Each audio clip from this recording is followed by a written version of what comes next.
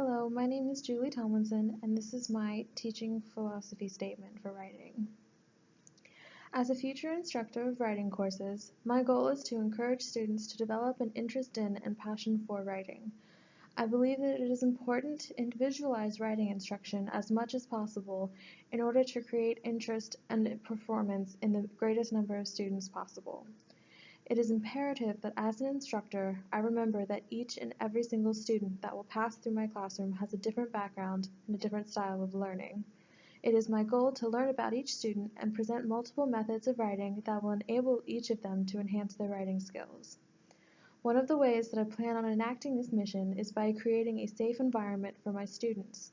If they feel comfortable with me, then they will find it easier to come to me if they are having difficulties with their writing. I created a bond with several of the students in the fundamental writing workshop classes I was placed in, which made the students see that I was approachable and willing to spend time focused on them. This bond makes it easier for me to see what kind of approach the student will need when it comes to writing.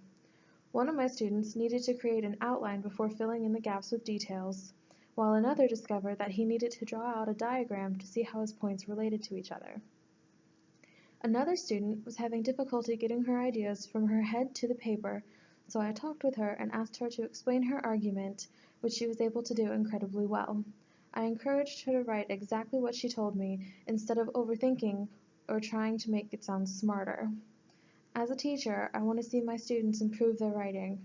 This will be easier for some students than it will be for others. A classic example of improvement is seeing a student that turned in a paper riddled with errors, who then catches on to their mistakes and makes a conscious effort to fix them in every paper that they write.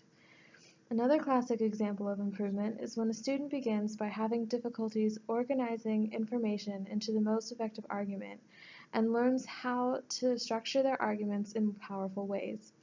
The form of improvement that I will value the most in my classroom, however, is the progress made when a student who was embarrassed by their writing at first is eventually able to take pride in it and claim it as their own. With this as my focus, I feel as though a great number of students will leave my classroom more interested in writing and with more confidence in themselves and their writing.